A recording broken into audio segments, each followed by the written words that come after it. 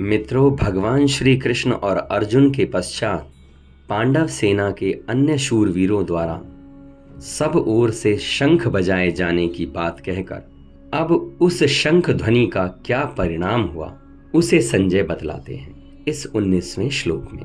19वां श्लोक इस प्रकार है। सघोषो धार्तराष्ट्राणां हृदयानि व्यदारयत् नभश्च पृथिवीं चैव तुमुलो व्यनुनादयन्। अर्थात उस भयानक शब्द ने आकाश और पृथ्वी को भी गुंजाते हुए धार्त राष्ट्रों के यानी आपके पक्ष वालों के हृदय विदीर्ण कर दिए।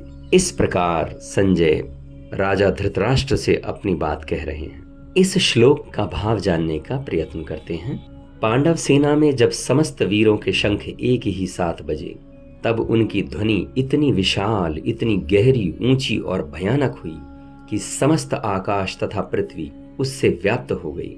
इस प्रकार सब ओर ध्वनि के फैलने से उसकी प्रतिध्वनि उत्पन्न हो गई, जिससे पृथ्वी और आकाश गूंजने लगे।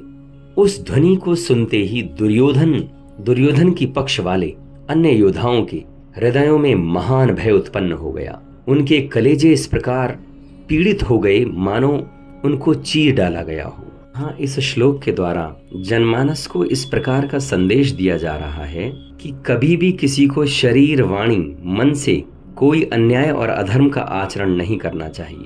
अन्याय और अधर्म युक्त आचरण से मनुष्य का हृदय कमजोर और निर्बल हो जाता है। इससे हृदय में भय पैदा हो जाता है। इसलिए साधकों को चाहिए कि वो अन्याय और अधर्म युक्त आचरण कभी ना करें। इस श्लोक में इतना ही। फिर मिलते हैं अगले श्लोक में। धन्यवाद।